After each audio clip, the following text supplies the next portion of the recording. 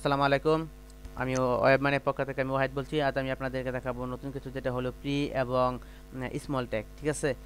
Pre এবং small tag দেখানোর আগে কিছু এই সম্পর্কে কিছু ধারণা দিয়ে নেই, কারণ আপনাদের সুবিধার্থে আপনারা যাতে বুঝতে পারেন। ঠিক আছে?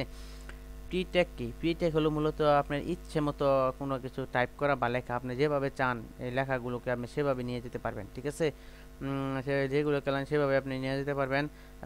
তো কথা না বাড়িয়ে আজ আমি আপনাদেরকে কিভাবে সাব প্রি এবং স্মল ট্যাগ নিয়ে কীভাবে কাজ করতে হয় সেই সম্পর্কে জানাবো। ঠিক আছে?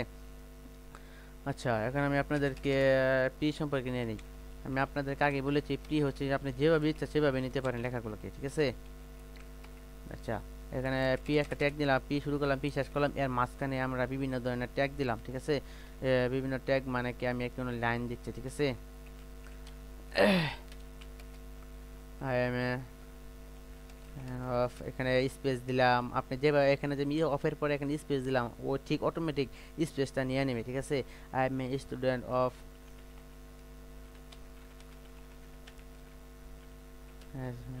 ওয়েলকান্দি high school and I reading class. Just suppose আপনি ইচ্ছা মতো লেখাগুলোকে দিতে পারেন। এভাবে আমি জাস্ট লেখাগুলোকে দিলাম। হ্যাঁ, এখন আপনি যদি বলেন না আমি এখানে স্পেস দিব আমার ইচ্ছা মতো, এটা কি হবে? অবশ্যই সম্ভব, কারণ আপনার ইচ্ছা মতো আপনি এখানে স্পেস দিতে পারেন, সমস্যা নাই। আপনি এইখানেও একটা স্পেস, আপনি ইচ্ছা মতো স্পেস দিতে পারেন।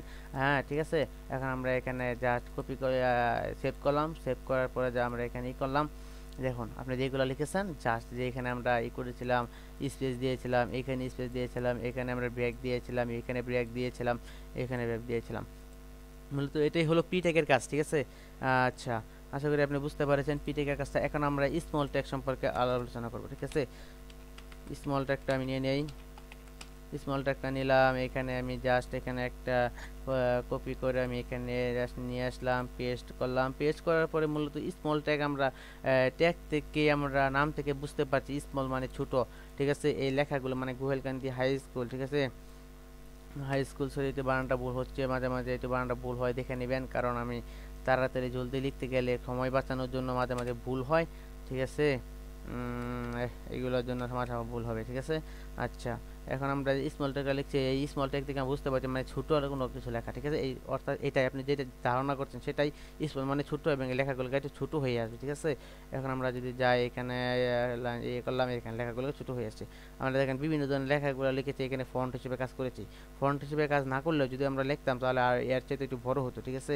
এখানে তাই আমরা একটু ছোট হয়ে দেখাচ্ছে। ঠিক আছে?